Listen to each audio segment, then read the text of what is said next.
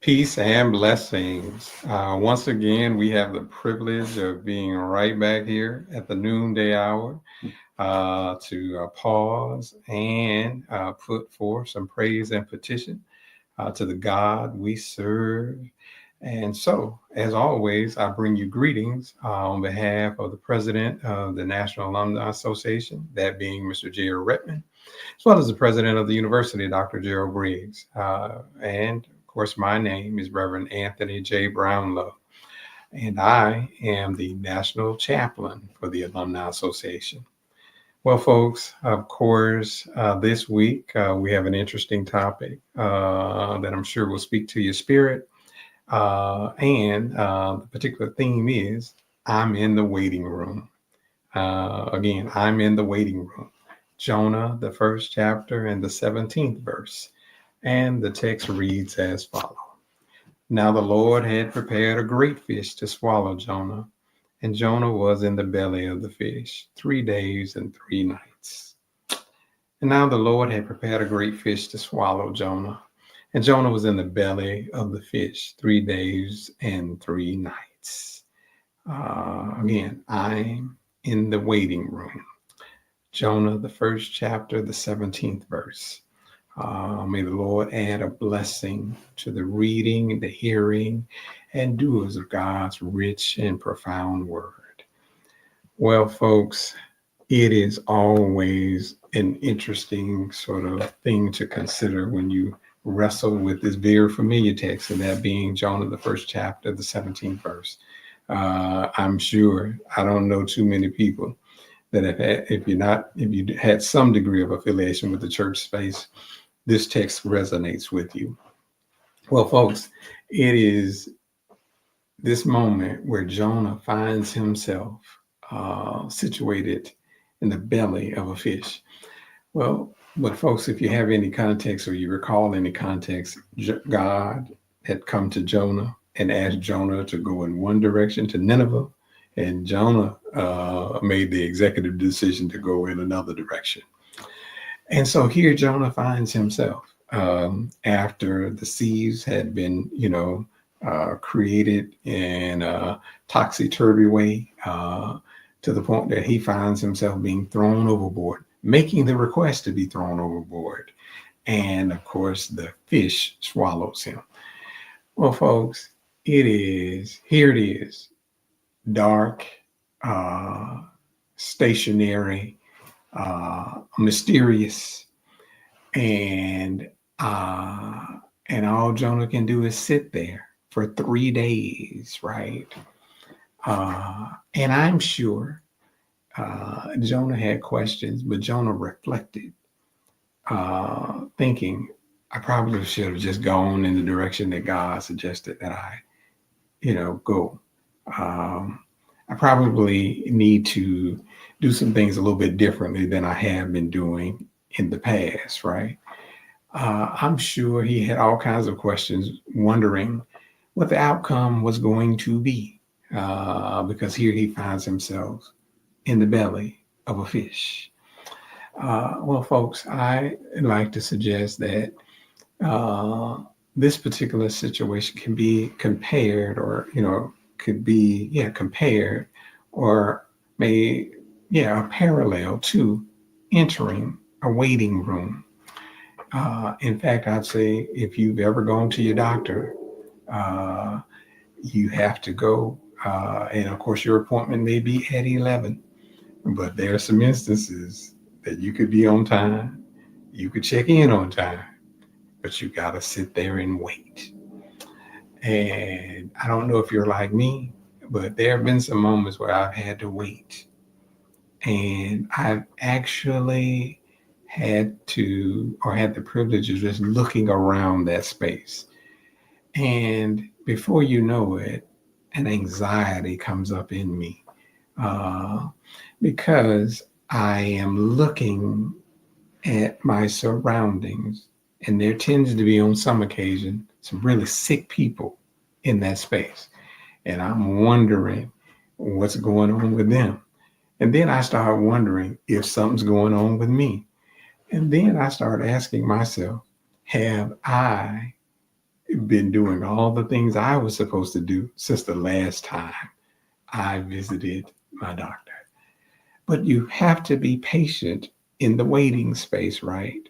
Uh, and you have to focus on the fact that you're going to be on the other side of the door at some point too. And once you go to the other side of the door, that means out of the waiting room in the back with your physician, you're going to get some affirming information, right? That your blood pressure is good and all the signs are good. And hey, your blood work is good. However, you got to wait before you get there. And I'd like to suggest and say in this moment, don't know what season you're in at this hour, but you find yourself in the waiting room, waiting for God to speak about your circumstance, waiting to see if God is going to afford you some grace because of a decision you made that you now find yourself in a predicament that is taxing to your spirit. But I want to say in this moment, hey, one of the benefits or what I would like to remind you of at this moment is, hey, you're still in the game. God is still merciful. God is still willing to offer grace to the best of us. And so in turn, hold on to that in the midst of sitting in the waiting room. And also be mindful that God is on the other side of your waiting room. Yes, it may feel like you're in the belly of a whale / fish, right? Because it may feel like it's dark, it's very mysterious, but just know that God is the ultimate light that can pierce into your dark situation and remove all your apprehensions once the door comes open, once he invites you to remove yourself from the waiting room, to affirm that everything's going to be all right. Well, folks, that's all I have for you in this moment in time. I want to pause right now and create some space for us to have a word of prayer. So let us still our hearts for a moment or word of prayer at this moment in time. God, we bless you for how you've shown up in our situations when we felt like we were in the waiting room, where we looked around whatever scenario or situation we found ourselves in. We had questions, we had anxiety, we had apprehensions, and Lord, it was dark.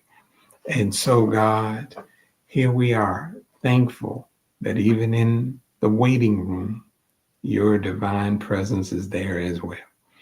And so instead of us, God, being overrun, overwhelmed, worn out by the anxiety, the apprehensions, and the questions that keep bubbling up in our spirits, Lord, we're going to recognize, lean in, hold on to the fact that, hey, you are there with us as well. And so, God, don't know all the seasons that someone or many folk are going through on this day, in this month, during 2025. But I'm well aware, God, that you have them on your itinerary. And Lord, not only do you have them on your itinerary, Lord, you're taking actions towards their situation. And so, God, that's what we want to put in front of them on this occasion, that, hey, all may not be well, but what you can do is make it well. There may be concerns around their conditions, health, financial, et cetera, et cetera. But God, you can open up your divine book, pull out a formula that will transform whatever variables that we have in our lives and renew our spirits. And so, God, that's why we have come today, recognizing that if we get before the throne, you can be a difference maker in our situation. God, it has been good to be right here with you in the midst of this moment. And we bless you as we prepare to bring this prayer to a close. But in the interim, God, we lift up the administration at MVSU. We lift up the administration regarding the National Alumni Association. God, we ask that you be with the students and all of those individuals who are on campus. God, the times are very tumultuous.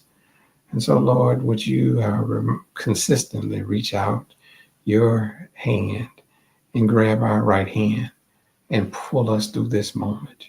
Remind us, Lord, that you've done it before and you'll do it again. And that, Lord, that we're so special and sacred that you'll come see about us. Well, folks, it's been a blessing to be right here, and we lift up these words of praise and petition before the God we love and serve.